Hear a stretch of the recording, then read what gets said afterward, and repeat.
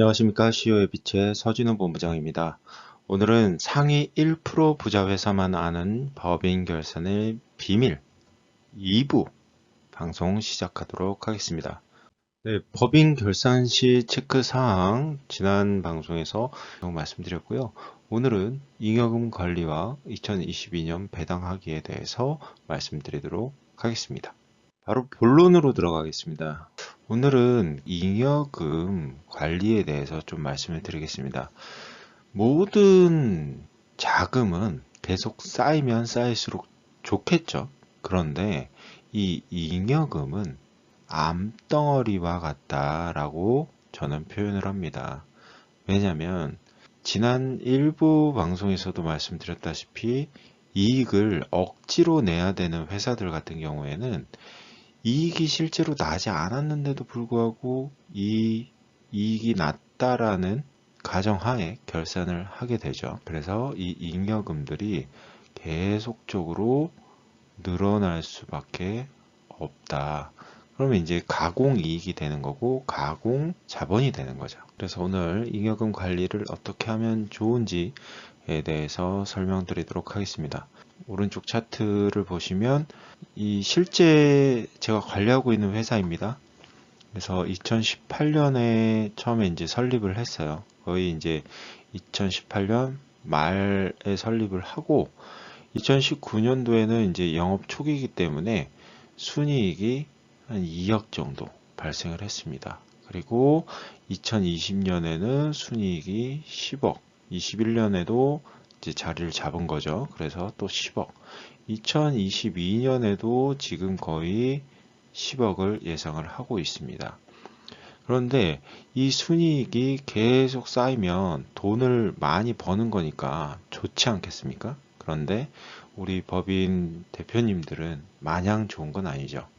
그래서 여기서 표를 보시면 계속 잉여금이 10억, 20억, 30억, 이 회사는 약 32억 정도 이렇게 쌓여 있는 회사입니다. 그런데 이 잉여금 관리를 왜 해야 되냐? 비상장 주식가치 평가 때문입니다. 물론 제 방송 중에서 비상장 주식가치의 평가에 대해서 보시면 좀 더 도움이 되시겠지만 여기서 간단히 말씀을 드리면 일단 일반 비상장 법인은 순손익가치가 60%가 반영이 되고 순자산가치가 40%가 반영이 됩니다. 부동산 50% 이상, 그러니까 전체 자산 중에서 부동산의 비율이 50% 이상인 과다법인의 평가는 일반 비상장 법인과는 반대로 순손익가치가 40%, 순자산가치가 60%로 반영이 됩니다. 그리고 부동산 80% 이상 과다법인의 평가는 순자산가치 100%로 평가를 합니다. 그럼 방금 전에 차트를 보여드렸던 그 회사의 주식 가치를 평가를 해봤습니다. 이 회사는 액면가 만원에 4만주에 자본금 4억인 회사고요. 그리고 매출액은 40억 정도, 평균 40억 정도 하는 회사입니다. 그래서 올해 결산이 22년도 결산이 끝나게 되면 이 회사의 주식 가치는 이렇게 변합니다. 이익이 10억씩 나죠. 그러면 순손익가치가 25만 원이 되고요. 순자산가치, 기존에 쌓여있는 자본 플러스 잉여금이 아까 32억의 잉여금이 있다라고 말씀드렸죠. 그래서 자본이 4억이니까 총 순자산가액은 36억으로 평가가 되어집니다. 그래서 순자산가치의 평가액이 9만원으로 평가가 되어지고요. 그래서 이 회사는 일반 법인이기 때문에 이 순손익가치 비율이 60%, 순자산가치 비율이 40%로 평가가 되어집니다.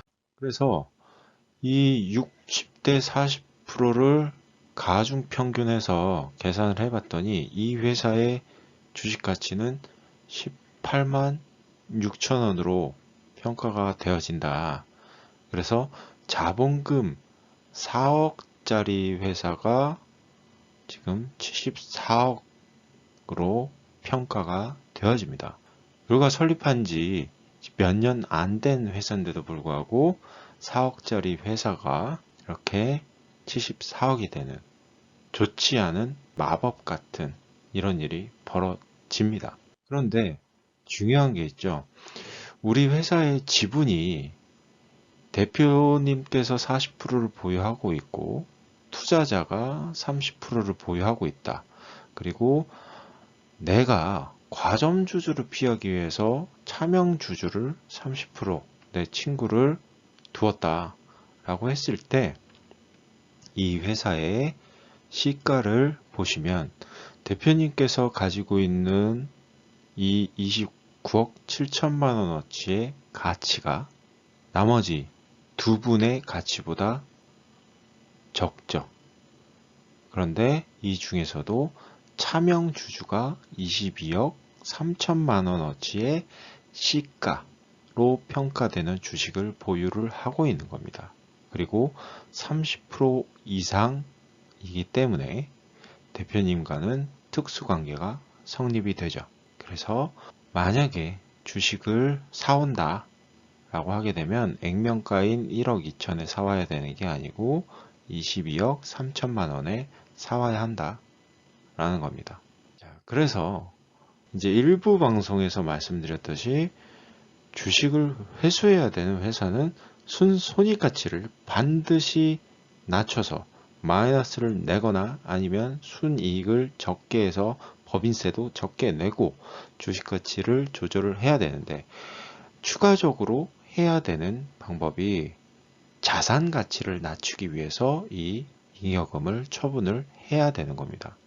그런데 지금 2022년이 이제 불과 50일도 채 남지 않았죠. 그래서 지금 할 수 있는, 지금 11월, 남은 11월과 그리고 12월에 할 수 있는 방법, 배당밖에 없습니다. 지금. 배당과 차등 배당. 물론 이제 차등 배당은 법인을 소유하고 있는 대표님들이 계시면 차등 배당도 활용이 가능하고요. 퇴직금 지금 당장 할 수 없죠. 퇴직금도 계획을 잡아야 되고 급여 조정도 해야 되고 자사주 할 수 없고 신자본 환원도 할 수 없고 특허 당연히 지금 당장 할 수 없죠. 그래서 배당에 대해서 설명을 드리도록 하겠습니다. 자, 2022년 배당하기라고 되어 있는데요. 지분 구조를 먼저 확인을 해야겠죠. 그냥 우리가 자녀 3명이 있는 대표님이다 라고 했을 때 배당을 효율적으로 그냥 배당만 봤을 때 효율적으로 하기 위해서는 지분이 이렇게 비슷하게 보유하고 있는 게 가장 좋겠죠. 근데 여러 가지 은행 대출이라던가 여러 가지 입찰 문제라든가 했을 때 대표님께서 최대 주주로 유지를 하면서 30% 이상 보유를 해야 하는 그런 법인들이 많을 겁니다. 그래서 배당을 중간 배당을 한번 하고 넘어가자. 그래도 잉여금을 크게 줄이는 방법. 내년에 줄여도 상관은 없겠죠. 그런데 올해 결산을 기준으로 해서 내년에 주식 이동을 해야 된다라고 하게 되면 올해 배당도 크게 해줘서 잉여금을 줄이는 게 가장 효율적이다. 그러면 배당을 하기 위해서 지분 구조를 확인을 했다. 그리고 2022년 상반기 정기주총 당시에 배당을 했느냐. 그래서 3월에 결산하면서 배당을 했나? 이거를 체크하셔야죠. 대표님도 모르는 배당이 있을 수가 있어요. 대부분 뭐 가지급금 인정이자라든가 이런 부분들을 또 기장세무사님들께서 배당으로 처리하시는 분들이 있기 때문에 그 부분에 대해서 체크를 하셔야 되고요. 만약에 배당을 안 한 법인이다 라고 하면 중간 배당으로 효율을 업 시킨다. 그러면 잉여금도 다운시키면서 내년에 주식 가치를 다운시키는 아주 효율적인 방법이다 라고 말씀드리겠습니다. 자, 그러면 배당을 했을 때 대부분 대표님들이 말씀하시는 게 뭐냐면 내가 월급을 받아가고 세금을 많이 내는데 배당을 하면서 또 세금을 낸다. 그래서 나는 세금을 많이 낸다. 이렇게 말씀들을 많이 하시는데요. 제가 다시 한번 설명드리겠습니다. 자, 우리 대표님들은 경영인으로서의 급여도 받아가고 그리고 주주로서의 배당을 받아갈 수도 있습니다. 그런데 대표님께서 올해는 좀 내가 돈 쓸 일이 많아서 급여를 좀 올렸다 라고 했을 때 좀 가정을 해보면 대표님께서 1억 5천만 원을 급여로 받아간다 라고 하면 실효세율이 23.16%가 됩니다. 여기에 이제 플러스 건보료가 있을 거고요. 그런데 지금 급여만 일단 봤을 때 1억 5천만 원을 받아가면 23.16%가 되는데요. 이거를 좀 우리가 구조를 바꿔보는 겁니다. 어떻게 바꾸냐? 급여를 5천만 원을 받아가고 원래 이제 5천만 원 받아가시는 대표님들이 갑자기 1억 올려서 받아가는 대표님들이 많으시기 때문에 이 예시를 든 거고요. 급여를 5천으로 그대로 받아가고 배당으로 1억을 받아가자 라고 했을 때 세금이 16.67%로 약 6.49%의 절세가 일어난다. 물론 여기에도 플러스 건보료가 있겠죠. 그럼 건보료까지 계산을 했을 때는 이 절세 효과는 더 올라간다 라는 겁니다. 그래서 잉여금을 처분을 해야 되는데 지금 11월, 12월 밖에 안 남은 상황에서 기간상 자사주도 하기가 어렵고 물론 기술적으로는 할 수 있습니다. 그런데 안 하는 게 맞고요.